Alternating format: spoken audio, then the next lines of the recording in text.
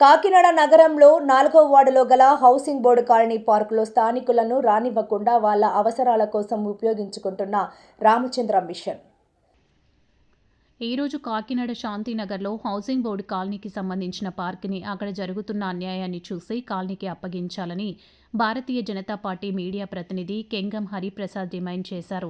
ఎన్నో సంవత్సరాలుగా కాలనీకి సంబంధించిన స్థలంలో సగం స్థలంలో మెడిటేషన్ సెంటర్ నడుపుతూ మిగతా సగం స్థలంలో కాలనీ అవసరాలకు అనుగుణంగా పార్కుని అభివృద్ధి చేసేందుకు అప్పటి ఎన్డీఏ ప్రభుత్వం రామచంద్ర మిషన్కు లీజ్కి ఇవ్వడం జరిగింది అని, కానీ అప్పటి నుంచి కాలనీవాసులకు లోపలికి రానివ్వకుండా గేట్ తాళాలు వేసేశారని ఆయన ఆగ్రహం వ్యక్తం చేశారు. ఈ విషయంపైన ఎన్నిసార్లు మున్సిపల్ కమిషనర్కి లేఖలు పెట్టినా ఉపయోగం లేదని కాలనీవాసులు అసహనం వ్యక్తం చేశారు. ఇప్పటికైనా మా కాలనీ స్థలం మాకిప్పించాలని లేదా కాలనీకి పార్కుని అభివృద్ధి చేయాలి అని కెంగం హరిప్రసాద్ డిమాండ్ చేశారు. ఈ కార్యక్రమంలో కోకిల నరసింహారావు, సాయిబాబు, సుబ్బారావు, వెంకటేష్, రామకృష్ణ, ఆనంద్ తదితరులు పాల్గొన్నారు. నమస్కారం అండి. నా పేరు Hariram Prasad, BJP media panellist Kakinada.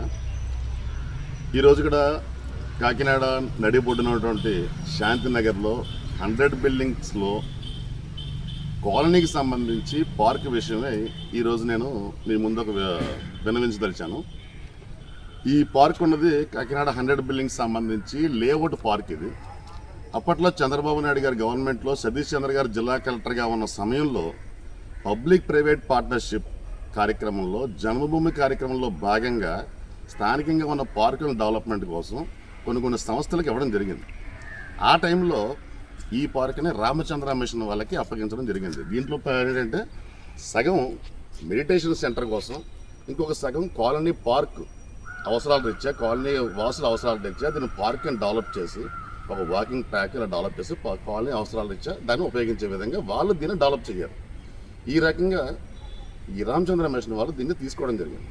ఆ రోజు నుంచి ఈ రోజు దాకా కొన్ని 10 సంవత్సరాలు అయిపోయినాయి. దగ్గర 80 సంవత్సరాలు 90 సంవత్సరాలు అయిపోయింది లీజ్కి.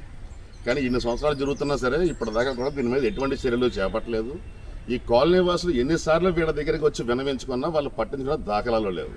రీసెంట్గా కూడా 4-5 నెలల క్రితం నుంచి కూడా వాళ్ళతో కొత్త కమిటీ వచ్చింది, వాళ్ళతో డిస్కషన్ జరుగుతుంది. కానీ ఎటువంటి ఇబ్బందులు తీరకపోగా కాలనీ వాళ్ళు లోపలికి అడుగు పెడితే వాళ్ళని కాళ్ళు ఎరగొడతామని, లోపలికి రావడానికి మీరెవరని ఇలా దుర్భాషలాడుతూ కాలనీ వాసుల్ని కించపరిచే విధంగా మాట్లాడడం జరుగుతుంది.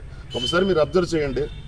ఈ వాళ్ళ సంబంధించి పార్క్ కూడా ఎంత అందంగా తయారు చేశారు వీళ్ళు. ఎంత డస్ట్ కానీ చెత్త కానీ చెదారం కానీ ఎలా ఉందంటే ఇది ఒక ధ్యాన మందిరం అని వాళ్ళు చెప్పుకుంటున్నారు. కానీ ఇక్కడ ధ్యానం చేసే పద్ధతి కానీ ఏమీ లేదు. ఈ రకంగా ఉన్న పరిస్థితిని ఈ పార్క్ని ఇప్పటికైనా సరే మన కూటమి ప్రభుత్వం కాలనీ వాసుల అవసరాల రీత్యా దీన్ని డెవలప్మెంట్ చేసి మున్సిపాలిటీ హ్యాండ్ ఓవర్ చేసుకొని కాలనీ వాసుల అవసరాల రీత్యా దీన్ని ఒక పార్క్ కింద డెవలప్ చేసి ఇక్కడ ప్రజలకి న్యాయం చేకూరాలని చెప్పి జిల్లా కలెక్టర్ గారికి, మన మున్సిపల్ కమిషనర్ గారికి కూడా మేము విన్నవించుకుంటున్నాం. అందరికీ నమస్కారం.